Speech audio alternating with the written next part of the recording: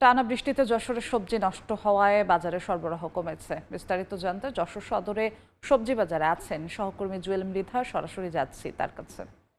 জুয়েল, এই সময় যশোরের সবজি বাজারগুলোতে প্রতি বছরই সবজির বেশ যোগান থাকে, কিন্তু এইবারের চিত্রটা অনেক ভিন্ন। এই বছর প্রায় 1.5 মাস ধরে থেমে থেমে প্রচুর বৃষ্টিপাত হয়েছে। এই বৃষ্টিপাতের কারণে সবজির ক্ষেতগুলো নষ্ট হয়েছে এবং যে সবজি উৎপাদন হওয়ার কথা সেই উৎপাদনও কিন্তু কমে গেছে, যে কারণে আজকের সবজির বাজারে সবজির যোগান খুবই কম।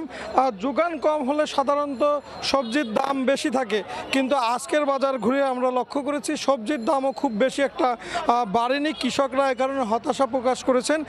কৃষকরা আমাদেরকে জানিয়েছেন যে টানা বৃষ্টিতে তাদের গাছগুলো যেমন ক্ষতিগ্রস্ত হয়েছে, ধরন্ত ফলগুলোও কিন্তু ক্ষতিগ্রস্ত হয়েছে।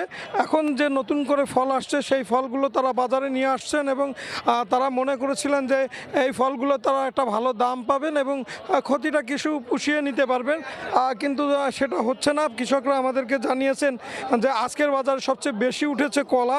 প্রতি কেজি কলা বিক্রি হচ্ছে 25 থেকে 30 টাকা মানভেদে।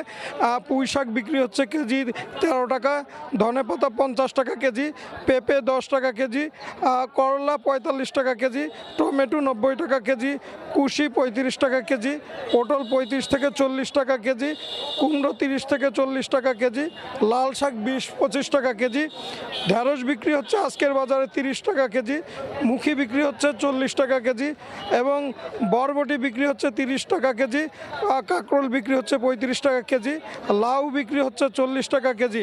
এবং আগাম শীতকালীন সবজি হিসাবে আজকের বাজারে এসেছে শিম 140 টাকা কেজি এবং মূলা বিক্রি হচ্ছে 25 টাকা কেজি। আমরা যেটা কথা বলে জেনেছি যে মানুষের আয় এবং ব্যয়ের যে অসঙ্গতি, এই অসঙ্গতির কারণে মানুষের ক্রয় ক্ষমতা কমার কারণে সবজি বিক্রি কম হচ্ছে, ক্রেতারা কিনছে না, সে কারণে এই বাজারে প্রভাব পড়েছে এবং এই বাজারে কৃষকরাও দাম পাচ্ছে না। যশোর থেকে এই ছিল আমার কাছে সর্বশেষ। সরাসরি যুক্ত ছিলাম যশোরে।